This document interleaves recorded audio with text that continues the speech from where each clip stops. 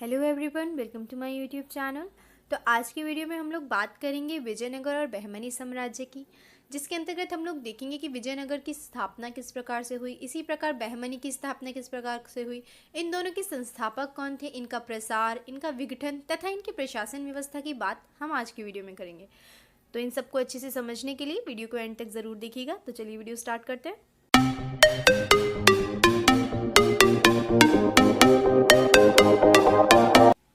विजयनगर साम्राज्य। विजयनगर साम्राज्य की स्थापना हरिहर और बुक्का ने की, जो 5 भाइयों के परिवार के अंग थे। विजयनगर को अपनी राजधानी बनाया और इस तरह विजयनगर साम्राज्य आरंभ में एक तरह का सहकारी राज्य व्यवस्था था। होता क्या है, 1346 तक पूरा होयसला राज्य विजयनगर के शासकों के हाथों में आ चुका था। तभी 1356 में बुक्का अपने भाई की मौत के बाद विजयनगर की गद्दी पर बैठा और 1377 तक शासन करता रहा। देवराय प्रथम, जिनका शासनकाल 1404 से 1422 तक रहा, हरिहर द्वितीय की मृत्यु के बाद सिंहासन रूढ़ हुए। देवराय प्रथम ने तुंगभद्रा पर एक बांध बनवाया ताकि जल की कमी दूर करने के लिए नगर में नहरें ला सके। इससे क्या होता है, इससे पास के खेतों की सिंचाई भी होने लगी, क्योंकि कहा गया है कि इन नहरों के कारण देवराय प्रथम की आय में 3,50,000 परादू की वृद्धि हुई। कुछ अफरा तफरी के बाद विजयनगर की गद्दी पर बैठते हैं देवराय द्वितीय। देवराय द्वितीय का शासनकाल 1425 से 1466 तक रहा, जिसे इस वंश का सबसे महान शासक समझा जाता है।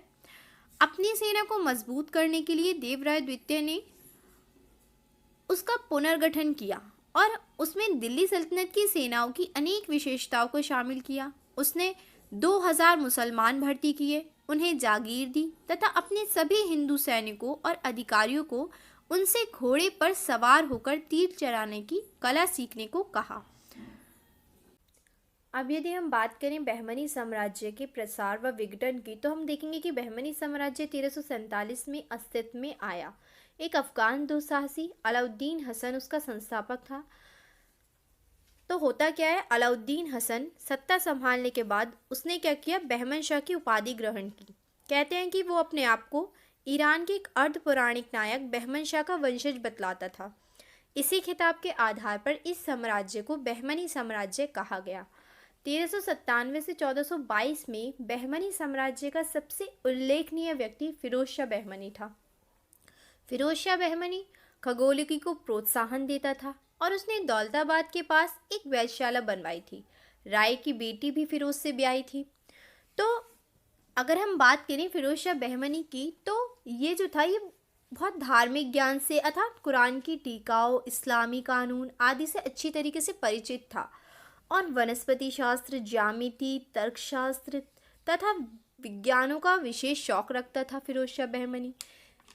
इसी के साथ उसके हरम में विभिन्न देशों और क्षेत्रों की पत्नियों की एक बड़ी संख्या थी, जिसमें अनेक हिंदू पत्नियां भी थीं। वो अपनी प्रत्येक पत्नी से उसी की भाषा में बातचीत करता था। इसका मतलब कि उसे बहुत सारी भाषाओं का ज्ञान भी था। वो कहता था कि बादशाह को अपने इर्द गिर्द सभी राष्ट्रों के विद्वान व्यक्तियों और सज्जनों को जमा रखना चाहिए, ताकि उनकी सोहबत से वे जानकारियां पाता रहे। दरबारियों में वह सबसे विद्वान और हाजिर जवाब लोगों की सोहबत में आधी रात तक का समय गुजारता था। 1419 में बहमनी साम्राज्य को एक धक्का लगा। देवराय प्रथम के हाथों फिरोज शाह बहमनी पराजित हुआ। फिरोज शाह बहमनी हार जाते हैं देवराय प्रथम के हाथों से। वारंगल ने विजयनगर का साथ दिया था। उसने वारंगल पर हमला किया तथा उसके राजा को एक लड़ाई में हराकर मार डाला। विजयनगर और बहमनी साम्राज्य के मध्य संघर्ष। विजयनगर और बहमनी साम्राज्य के टकराव लगभग नियमित घटना थे और यह तब तक जारी रहे जब तक ये साम्राज्य बने रहे। होता क्या था, इनमें जान माल की अच्छी खासी हानि होती थी। दोनों पक्ष गांव एवं नगरों को रौंदते और जलाते थे। स्त्रियों, पुरुषों और बच्चों को कैद करके गुलामों की तरह बेचते थे। तभी 1367 में बुक्का प्रथम ने विवादित तुंगभद्रा दोआब में मुदगल किले पर हमला किया, तो उसने एक आदमी को छोड़ पूरी छावनी को मौत के घाट उतार दिया। ये खबर जब बहमनी के सुल्तान को मिली तो वो आग बबूला हो उठा, और जब वो आग बबूला हो उठा तो होता क्या है, कूच के दौरान उसने कसम खाई कि तब तक बदले के तौर पर 1 लाख हिंदुओं को मौत की नींद नहीं सुलाएगा, वो तलवार को म्यान में नहीं रखेगा। विजयनगर की सेनाओं के प्रतिरोध के बावजूद तुंगभद्रा को पार किया, और ये जो तुंगभद्रा को पार किया गया, ये पहला अवसर था जब किसी बहमनी सुल्तान को स्वयं विजयनगर के क्षेत्र में कदम रखा हो। युद्ध में विजयनगर का राजा हारा और भागकर जंगलों में चला जाता है। ठीक है, बहमनी सुल्तान की विजय का श्रेय उसके बेहतर तोपखाने और अधिक कारगर सवार सेना को जाता है, किंतु बहमनी सुल्तान ना तो राजा को पकड़ सका, न उसकी राजधानी पर कब्जा जमा सका। इस बीच स्त्रियों और बच्चों का बड़ी संख्या में वध जारी रहा। उन्होंने संधि करने का निर्णय किया।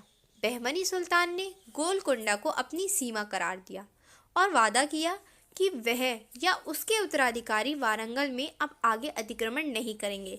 लेकिन होता क्या है, तुंगभद्रा दोआब को लेकर फिर से युद्ध हुआ। हर्जाने के रूप में 10 लाख हुड़, मोती माणिक और हाथी देने पड़े। भावी विवादों से बचने के लिए उसे सुल्तान से अपनी बेटी ब्याहने तथा दहेज में दोआब में स्थित बाकापुर देने का भी वादा करना पड़ा। तो इस प्रकार से हम लोगों ने जाना कि विजयनगर और बहमनी साम्राज्य के मध्य संघर्ष किस किस प्रकार से होते ही रहते थे और बहुत ज़्यादा हुए। अब यदि हम बात करें विजयनगर साम्राज्य के चरमोत्कर्ष और विघटन की, तो हम देखेंगे कि देवराय द्वितीय की मृत्यु के बाद क्या होता है, विजयनगर साम्राज्य में अफरा तफरी रही। और जब विजयनगर साम्राज्य में अफरा तफरी रही तो कुछ समय बाद मंत्री सालुवों ने गद्दी हड़प ली और इस तरह सबसे पहला राजवंश समाप्त हो गया। सालुवों ने कानून और व्यवस्था को बहाल किया और एक नए राजवंश की स्थापना की। जल्द ही इस वंश का भी अंत हो गया। कृष्णदेव राय, जिसका शासनकाल 1509 से 30 तक रहा, इस राजवंश का सबसे महान व्यक्ति था। बल्कि कुछ इतिहासकार उसे विजयनगर के सभी शासकों में सबसे महान मानते हैं। 7 वर्षों तक चली युद्ध की श्रृंखला में कृष्णदेव राय ने पहले उड़ीसा के शासक को कृष्णा नदी के सभी क्षेत्र विजयनगर को वापस सौंपने पर मजबूर किया। इस प्रकार कृष्णदेव राय के काल में विजयनगर दक्षिण की सबसे बड़ी सैन्य शक्ति बनकर उभरा। और साथ ही कृष्णदेव राय एक महान शासक और अत्यंत न्यायप्रिय व्यक्ति है। वो अपनी प्रजा का ध्यान रखता था तथा उसके कल्याण के प्रति उसकी फिक्र किस्से कहानियों का विषय बन चुके हैं। कृष्णदेव एक महान निर्माता भी था। उसने विजयनगर के पास एक नया नगर बसाया और विशाल तालाब खुदवाए, जिनका प्रयोग सिंचाई के लिए भी किया जाता था। वह तेलुगु और संस्कृत का विद्वान था। विजयनगर के शासकों को हिंदू धर्म का महान संरक्षक माना जाता है। बड़ी संख्या में मंदिर, विद्यालय और मठ बनाए गए। इसी के साथ पंडाल, मंडप और दूसरे गौर ढांचे जोड़कर पुराने मंदिरों के आकार को फैलाया गया। बारबोसा, जो कि एक यात्री था, उसने कृष्णदेव राय के साम्राज्य में व्याप्त न्याय और समता के लिए उसकी प्रशंसा भी की है। 1530 में कृष्णदेव की मृत्यु के बाद उसके संबंधियों में उत्तराधिकार का संघर्ष चल पड़ा, क्योंकि उसके सभी बेटे अवयस्क थे। अंततः 1543 में सदाशिव राय गद्दी पर बैठा और 1567 तक उसने शासन किया, लेकिन वास्तविक शक्ति राम राजा अग्रणी व्यक्ति के हाथों में थी। राम राजा विभिन्न मुस्लिम शक्तियों को एक दूसरे से लड़ाने में सफल रहा, जिसके अनुसार बीजापुर के शासकों को घोड़े की आपूर्ति रोक दी गई। बीजापुर के शासक को पूरी तरह हराया तथा गोलकुंडा, अहमदनगर को भी अपमानजनक मातें दी। आखिर उन्होंने एक होकर 1565 में तालीकोटा के पास बन्नीहट्टी में विजयनगर को करारी शिकस्त दी, विजयनगर को हरा दिया। राम राजा घिर गया, कैद किया गया और तुरंत मार डाला गया। इस युद्ध के दौरान क्या होता है, 1 लाख हिंदू मारे गए। विजयनगर को पूरी तरह लूटकर खंडर बना दिया गया। तो इस प्रकार से यहाँ पे हमने विजयनगर साम्राज्य के चरमोत्कर्ष और विघटन की बात की। इसी प्रकार से हम इसकी प्रशासन व्यवस्था की बात करेंगे। विजयनगर साम्राज्य में राजा को सलाह एक मंत्री परिषद देती थी, जिसमें साम्राज्य के बड़े कुलीन शामिल होते थे। साम्राज्य को राज्यों व मंडलम में बांटा गया था। मंडलम का मतलब होता है प्रांतों में, स्टेट्स में बांटा गया था। उसके नीचे नाडु, जिले, स्थल, उपजिले और ग्राम यानी कि गांव होते थे। आरंभ में राजकुमार प्रांतों के अधिपति होते थे। वह अपने दरबार लगाते थे, अपने अधिकारी नियुक्त करते थे और सेनाएं रखते थे। उन्हें अपने सिक्के जारी करने की अनुमति थी। इनका जो कार्यकाल था इनकी योग्यता और शक्ति पर निर्भर होता था। प्रोतपति को नए कर लगाने या पुराने कर समाप्त करने का अधिकार था। तो ये थी यहाँ की प्रशासन व्यवस्था। तो ये थी हमारी आज की वीडियो। अगर आपको वीडियो पसंद आए तो वीडियो को लाइक ज़रूर करें, ज़्यादा से ज़्यादा शेयर करें और चैनल को सब्सक्राइब करना ना भूलें। जल्द ही मिलेंगे एक नए वीडियो के साथ। तब तक के लिए गुड बाय।